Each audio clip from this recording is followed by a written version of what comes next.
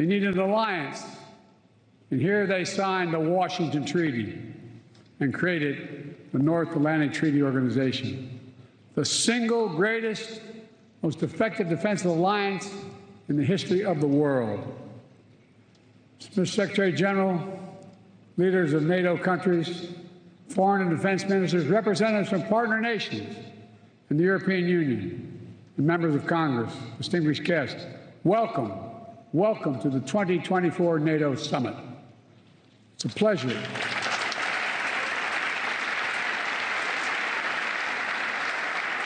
It's a pleasure to host you in this milestone year, to look back with pride at all we've achieved and look ahead to our shared future with strength and with resolve.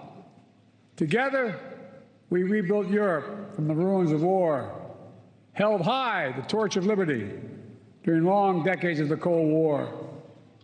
When former adversaries became fellow democracies, we welcomed them into the alliance. When war broke out in the Balkans, we intervened to restore peace and stop ethnic cleansing.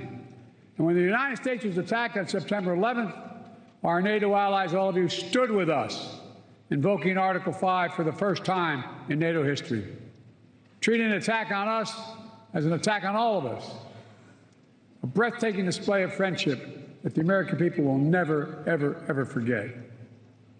Through all this history, when great changes occurred, people would ask, can NATO adapt?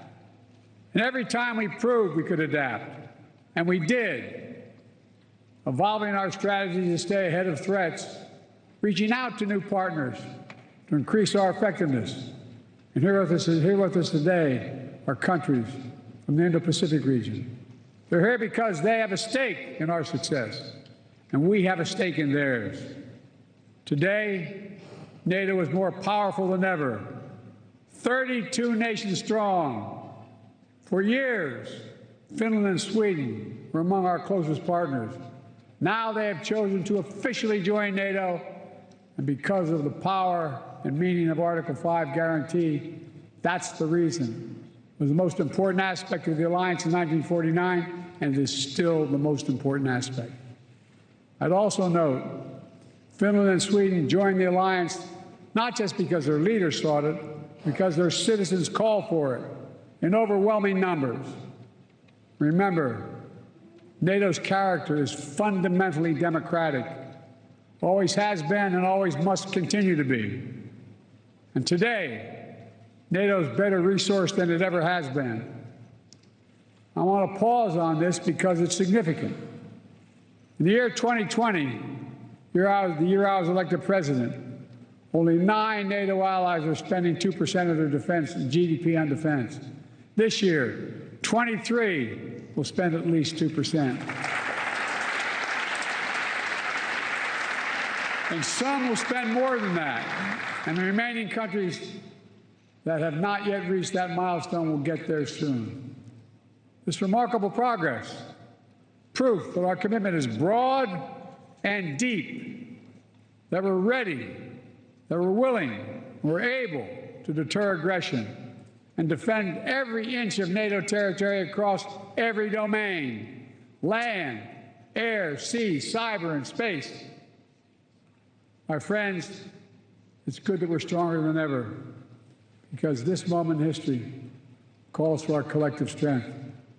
Autocrats want to overturn global order, which is by and large kept for nearly 80 years and counting.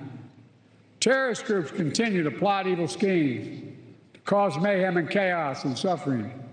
In Europe, Putin's war of aggression against Ukraine continues, and Putin wants nothing less than Ukraine's total subjugation, to end Ukraine's democracy, to destroy Ukraine's culture, and to wipe Ukraine off the map.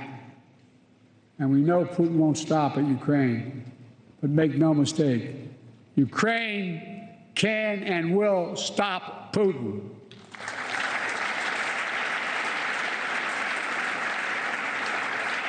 Especially with our full collective support. They have our full support. Thanks Thanks so much for watching. Go to joinnn.com to find NewsNation on your television provider.